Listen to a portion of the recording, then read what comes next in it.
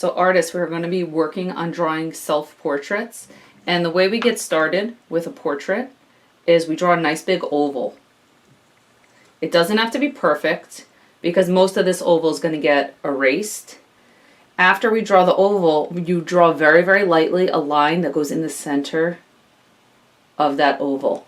And that line tells us where we're going to put our eyes. Eyes are very easy to draw. Eyes are like almonds. We're going to draw two lines, an arch line, another arch line, an arch line, another arch line. And now we have our eyes. We're going to take the bottom half of this oval and the nose and the mouth are going to go here. So I look and I say the nose is going to be about here and the mouth is going to be about here. So I want to leave space from the chin to the mouth, from the mouth to the nose, from the nose to the eyes. I just put these little lines because that's just going to tell me where the nose and the mouth is going to go. A nose is 3 bumps. Bump 1, and I kind of start right at the edge of the eye. Bump 2, bump 3. Now I have 2 nostrils. I have the middle part of the nose. Now here is where I'm going to draw the lips. And I'm going to start the lips a lot like how I started the eyes. I'm going to draw almost like a big eye shape here. And then what I can actually do is just erase a little bit right here to make that little indentation and then draw a line across. So you're going to be using pencil. I'm using a dry erase just so you can see a lot of the lines that I want to put down quickly and then be able to erase. I can finish out the eyes by erasing that line, drawing a complete circle. And this is the iris of the eye where you have the color and then there's a black part, the pupil of your eye. And now your eyebrow is going to be a little bit above your eye, so you want to give it some space. You don't want to put it right touching your eye. A nice thick line that follows the same curve as the top of the eye. Now I can erase the rest of this eye line. I don't need that anymore.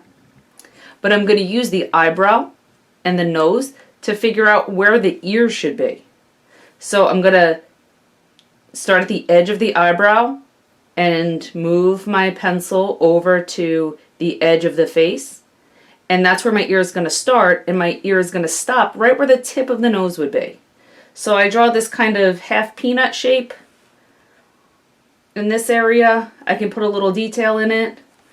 Our ears are kind of wrinkly and detailed.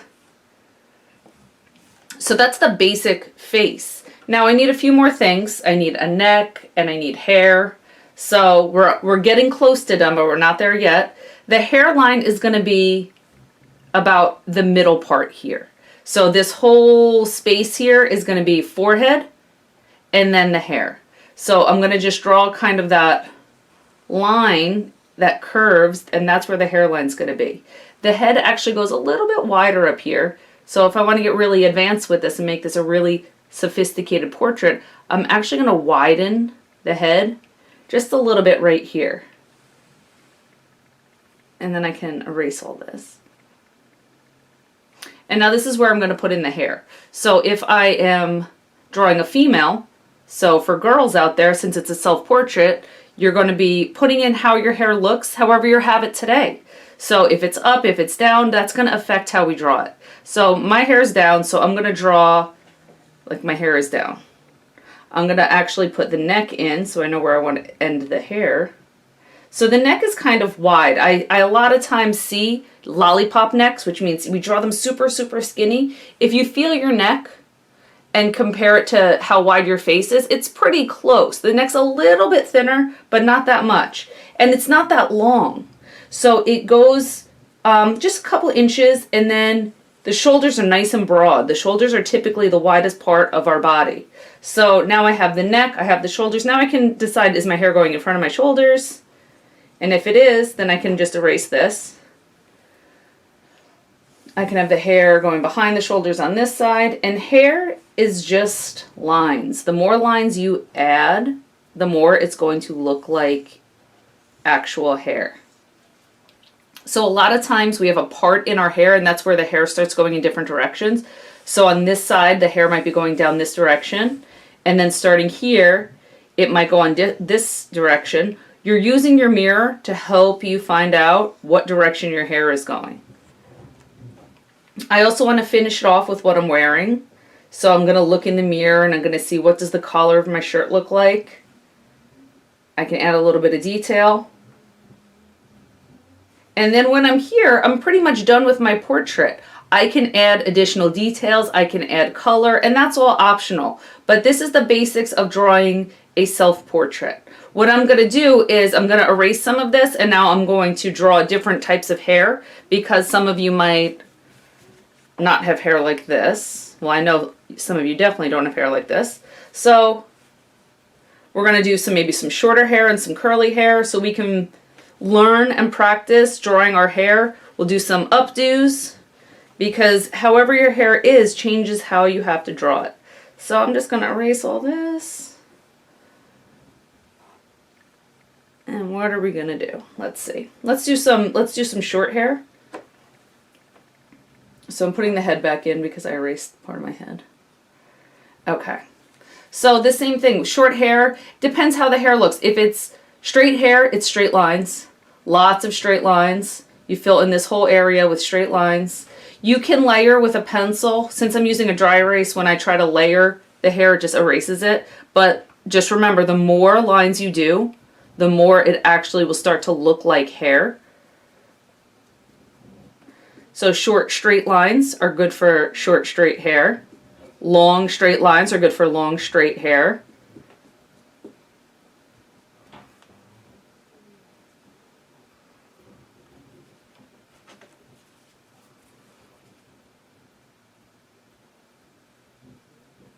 We're going to erase that, do another hairstyle.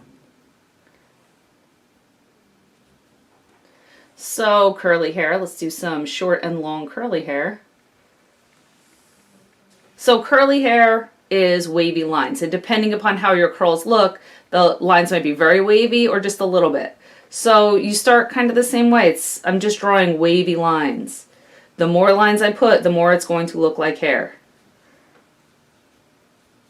So I'm looking in the mirror, I'm seeing, do I have a part where are these lines coming out of my head? What direction are they going?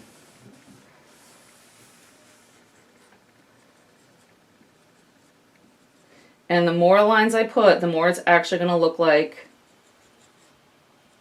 hair.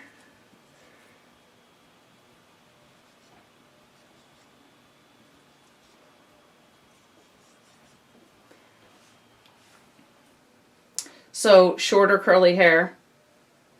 I'm actually just going to erase her long hair. So I start the same exact way.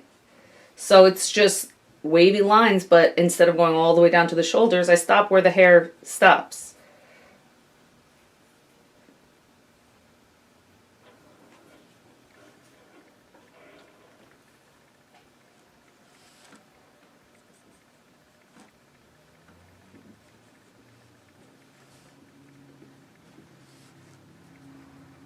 So short hair, short lines.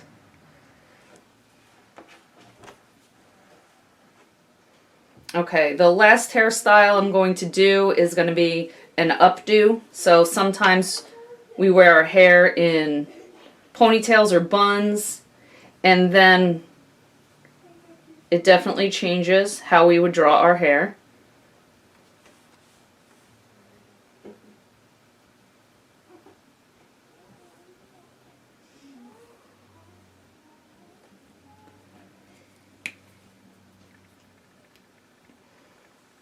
Alright, so I'm putting the head back in, the forehead. So if I have maybe a bun, and if in the mirror, if I see the bun, I can draw the shape of the bun.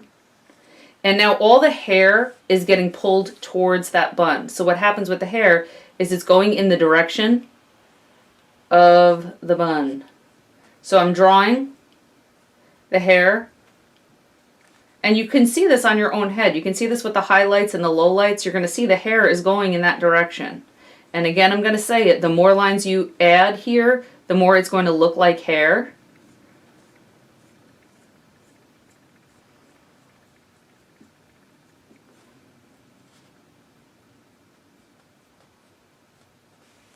So if you were going to do a ponytail, it's kind of the same. Instead of maybe having the lines go in this direction, maybe if you see the ponytail holder, the hair would just, I'll draw a little ponytail. So maybe you just see a little bit of a ponytail holder, and then you just see the hair going in different directions out of the ponytail holder. And it might just look like this. Maybe the ponytail is going to come around your shoulder because your hair is very long. So this is when you're using the mirror. So it's very easy to draw hair because all it is drawing lines, and I've seen you all draw lines many, many times before. I want to remind you, you draw light until you get it right.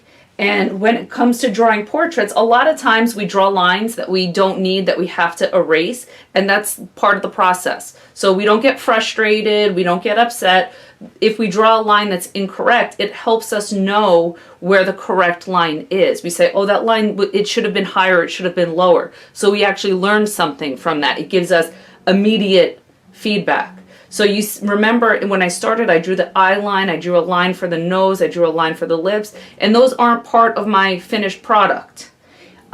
So a lot of times we do draw lines that we don't end up needing, and that's just how we learn to draw, and it helps us put the proportions, which means the size relative to something else. So I want the eyes to be the right size compared to how big the nose is or how big the mouth is. So adding those extra lines helps me do that.